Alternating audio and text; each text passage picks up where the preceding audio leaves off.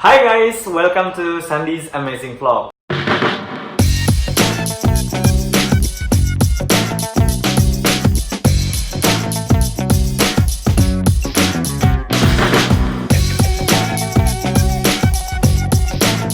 Halo semuanya, perkenalkan nama gue Sandy. Jadi this is actually my first vlog. Jadi sebenarnya gue udah kayak 2 tahun yang lalu pengen nge-vlog. Cuman kemarin waktu kuliah itu literally I didn't have enough time untuk nge-record anything. Dan sekarang juga akhirnya udah berani mengumpulkan niat untuk make this kind of vlog. So di vlog ini gue bakal sharing ke teman-teman semuanya banyak hal, include my life story, tentang education, tentang beasiswa dan semuanya. Oke guys, so untuk the first episode, gue bakal nge-share ke kalian semuanya mengenai perjalanan gue mendaftar kampus tujuan di luar negeri. Dan this is quite dramatic karena banyak banget hal yang terjadi dan menurut gue it is such a miracle gue bisa keterima eventually di salah satu kampus di United Kingdom. Kemarin itu gue waktu pertama kali pengen daftar kampus, akhirnya gue apply beberapa kampus yang ada di UK, dan itu berdasarkan minat gue kemarin, kayak gue pengen belajar tentang ilmu kedokteran biomolekuler, dan akhirnya muncullah beberapa nama kampus. So I decided to apply. Gue kayak quite confident, kayak gue pasti bakal keterima. Itu bukan karena ngerasa sombong ya, cuman karena ngerasa gue emang orangnya suka memotivate myself. Jadi akhirnya gue apply, gue siapin berkasnya, dan gue buat esai dan sebagainya. Dan mungkin kalian tahu yang pernah apply kampus ke luar negeri bahwa ketika kalian pengen apply di satu kampus itu ada yang namanya surat recommendation letter. Itu adalah surat yang dikeluarkan oleh dosen kalian atau orang yang kenal dengan kalian, itu yang akan dikirim ke kampus tujuan yang ingin kalian daftari. Itu untuk satu kampus, dan untuk 4 kampus it means you need like 8 atau 8 surat seperti itu dan tulisan yang berbeda tentunya. It was such a really complicated things to do. Finally daftarlah gue kan di kampus itu, persyaratan lengkap, gue kirim berkas. Setelah itu ini gue nanya ke teman-teman gue yang udah lulusan luar, kayak, cuy, sebenarnya kalau kita daftar kampus kayak gitu, kira-kira berapa lama ya ada pengumuman? Itu kata temen gue, actually itu sekitar 1-2 bulan biasanya udah ada pengumuman via email. Akhirnya gue oke lah, maybe I need to wait. Jadi akhirnya gue nunggu kan, kayak semacam 1 bulan. Dan setelah 1 bulan, gue kayak belum ada notifikasi apa-apa. And I was like, mungkin setelah 2 bulan. Setelah hampir 2 bulan, akhirnya gue udah mulai worry karena dari 4 kampus yang gue apply, none of them send me notification. Gue kayak, kok nggak ada yang ngirimin email ya? Akhirnya gue kayak, this is maybe not my time yet. Kayak akhirnya gue mulai optimis, kayaknya ini gue nggak bakal keterima. Dan benar, seminggu setelah itu gue terima email dari satu kampus dari 4 yang gue daftarin. Itu dari salah satu universitas, gue nggak usah sebutin nama kampusnya apa. Dan itu menyatakan bahwa saya nggak diterima di program tersebut. And guys, it was such a really hard time buat gue, karena gue udah semangat banget buat kuliah. Dan gue udah yakin banget, gue rasa kayak gue udah ngelakuin yang terbaik buat daftar kampus. But you know, facts say like I didn't get it. Jadi ya udah, akhirnya gue nggak keterima. Sumpah itu gue sempet down. Gue kayak, okay, this is maybe not now. Mungkin gue nggak qualified. Mungkin mungkin rezekinya bukan di sini. Dan akhirnya gue belajar kan tentang berkas-berkas yang kemarin gue masukin. Kira-kira salahnya apa, kurangnya di mana, minusnya apa. So I just take a look at back. Setelah itu gue kayak, okay, let it go. Dan akhirnya gue sebagai seorang dokter gigi besoknya kembali masuk ke kantor. Gue praktek, terus iseng-iseng buka internet, searching or anything. Dan akhirnya gue ngeliat lagi, gue kayak, masa sih gue kagak diterima gitu kan. Akhirnya gue browsing lagi, dan tiba-tiba, tiba-tiba ada satu nama kampus yang, gue ngeklik apa, itu tiba-tiba keluar, namanya itu Imperial College London. Dan kebetulan, course yang gue cari kemarin itu ada di situ. Kayak, wah, di sini juga ada nih, ternyata di Imperial College London, ternyata ada jurusan yang lagi gue pengen banget untuk gue pelajarin buat master kan.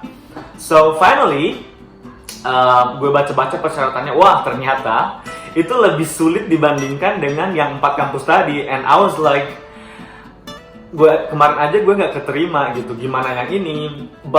Tapi nggak tahu ya, my heart just say like I should go on gitu kan. Jadi kayak ya udah, akhirnya gue dengan memberanikan diri lagi dengan sisa-sisa tenaga yang ada, finally kayak oke lah, maybe this is the last time I'm gonna try. Akhirnya gue coba kan, dan ternyata itu berkasnya jauh lebih complicated. Banyak berkas yang tambahan yang diminta, bahkan ijazah asli gue itu harus dikirim langsung ke London. Itu literally sangat exhausting banget, dan juga ada interview dengan orang sana via Skype, and I was super kayak ini udah jelas banget sih kayaknya gue nggak bakal keterima. Anyway, akhirnya gue ngelengkapin semua berkas, gue kirim berkasnya ke London. Terus tiba-tiba setelah semuanya lengkap, 5 bulan kemudian itu belum ada, setelah 5 bulan nggak ada kabar. Selama 5 bulan itu nggak ada kabar, jadi gue kayak ya udahlah, ini udah pasti gue kagak diterima. Toh gue juga udah nggak kecewa banget sih guys, karena emang gue udah memberikan zero expectation, kayak ya udah sih, kalau nggak keterima ya udah gitu, santai aja. Toh gue udah ditolak sama 4 kampus secara bersamaan. Itu akhirnya pada bulan ke-6 tiba-tiba gue dapat email kayak ada interview ternyata. Akhirnya gue ternyata berkasnya baru diproses setelah 6 bulan. Ada interview, gue deg-degan banget dong, kayak jir ini udah 6 bulan gitu kan. Kenapa baru datang sekarang? Dan gue tuh langsung deg-degan gitu. Padahal 6 bulan itu gue udah healing. Gue kayak ya udahlah, gue nggak sakit hati lagi. Gue kayak punya hidup yang normal lagi. I don't wanna think about it anymore. Kayak we're totally done. I'm not gonna do anything for master for now. Gitu kan. Akhirnya gue ya udahlah, semangat gue muncul lagi dong, kayak well, this is one step closer, I should nail this gitu kan. Kayak akhirnya gue interview lah dengan satu orang, itu course director. Dan setelah interview itu pertanyaannya it's like super difficult, like, dan gue kayak lebih banyak ngejawab like I'm not sure I know this. Kayak jawaban gue tuh kayak literally bukan jawaban orang pintar lah pokoknya untuk kuliah di kampus itu. Di interview selesai, akhirnya gue kayak oke lah udah. Gue tetap masih berharap sih diterima, cuman kayak setelah itu I was like it is alright, if I'm not accepted then it is okay, I've done my best gitu kan. Setelah sebulan kemudian tiba-tiba email gue menerima sebuah pesan, dan magically I got accepted, dan gue dapat surat penerimaan dari Imperial College London. Dan gue kayak what is this gitu loh. Setelah gue ditolak sama 4 kampus, akhirnya kampus yang gue nggak duga-duga yang justru lebih susah, gue akhirnya keterima. It's such a mystery gitu kan, kayak kok bisa gitu kan. Lebih kagetnya lagi setelah gue keterima, gue kan udah pokoknya huhu-haha gitu, euforia, udah screaming like crazy, dan kayak oh my god, I can't believe I got accepted. Akhirnya gue searching kampusnya kan, Imperial College London. Dan there is one thing yang membuat gue kayak benar-benar speechless, kayak dia tuh peringkat 8 di dunia cuy. Gue kayak I have no idea that Imperial is the number 8 in the world. Gue langsung take a deep breath dan kayak wow gitu loh, kayak kok bisa gitu kan. Akhirnya gue juga sebenarnya percaya nggak percaya, akhirnya gue baca baik-baik lagi itu emailnya, ternyata benar gue keterima gitu kan. I was super happy and super proud of myself.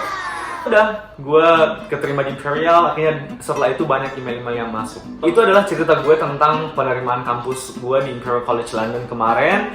Itu really drama, dan itu banyak banget hal yang menurut gue it is a magic bro. Kayak I never feel that happy waktu itu keterima di kampus yang gue nggak pernah sama sekali terpikir untuk mendaftar di sana sebenarnya. Yang pengen gue sampein buat teman-teman adalah misalnya teman-teman mendaftar di sebuah kampus di luar negeri dan nggak keterima, it is totally okay. Itu artinya bukan kalian nggak bagus, mungkin kalian nggak fit di program yang kalian pengen, atau mungkin orang yang di admission teamnya ngerasa kayak you are not the person that we are looking for. It doesn't mean kalian bad atau kalian buruk. Itu kalian cuman nggak cocok aja untuk course itu. Trust and believe to God bahwa ketika kalian mengalami sebuah kejadian yang buruk, you will get something really good. Gue kemarin bayangin gue ditolak sama 4 kampus ini, di mana kampus ini 4-4-nya tuh bahkan nggak masuk peringkat 50 kampus di dunia gitu kan. Akhirnya gue keterima di Imperial College London, di mana itu ada peringkat 8. Jadi gue percaya bahwa Tuhan itu atau Allah itu bakal memberikan kita hadiah setelah kita mengalami kesedihan. Jadi isi yang gue sering pegang setiap gue selesai atau mengalami hal yang kurang enak atau sedih, or I was cry, I believe something happy will happen to my life. Mungkin cerita singkat buat teman-teman semuanya untuk membuka vlog gue. I hope it makes sense dan kalian bisa mendapatkan another perspective tentang kuliah di luar negeri. Dan I want to say good luck buat kalian semuanya yang lagi apply. Semoga kalian keterima. Kalaupun nggak keterima, it doesn't mean no, it means not yet.